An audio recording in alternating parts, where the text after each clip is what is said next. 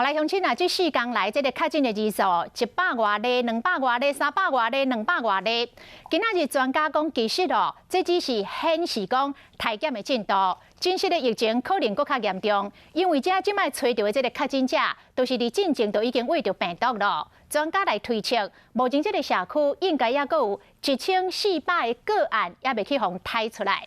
啊，到底要到什么时阵，疫情才会较平稳呢？专家讲，若是大家拢确实来遵守、来落实着防疫的政策，那呢大约2礼拜后，病例数就会开始来落降。啊，可能过6礼拜了后，台北市甲新北市就会当来脱离着3级的警戒，恢复正常的生活。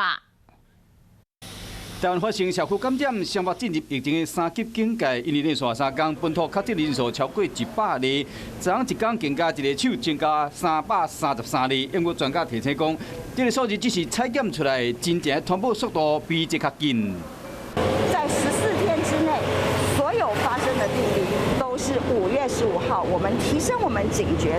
之前就已经发生了。比较重要的就是检验能量要增加，要快速的增加，让现在每天新发生的病例可以就快速的来让你检验，我们才知道疫情的真相。中医院的专家何美香，伊了过来同情有41例来算，平均一个同情，可能代表后壁有9个无症头的确诊者，甚至有可能延误就医。估计上少有1400名感染者伫社区内，加上专家观察，最近确诊的这群聚感染的个案内面，像西子会、网咖、地点啊等等，这拢真符合所谓超级传播场景，要相当的注意。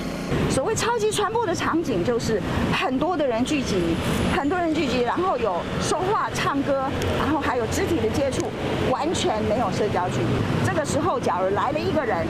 他是不是超级传播者都不重要，他一定会传播。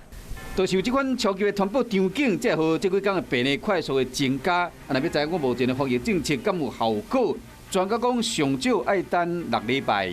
那如果这个干预真的是有用的话，这个病例数在2周以后会开始下降。我们如果要再回到从前的话，必须要2个礼拜，总共6个礼拜以后才能达到这样子的阶段。只要防疫若做了好，26就会使看到确诊的数字愈来愈少。专家呼吁讲，即马上较要紧的，除了医疗方面要顾好调，要咱乡亲一定要减少社交活动，莫出去交际应酬，安尼就会使度过疫情。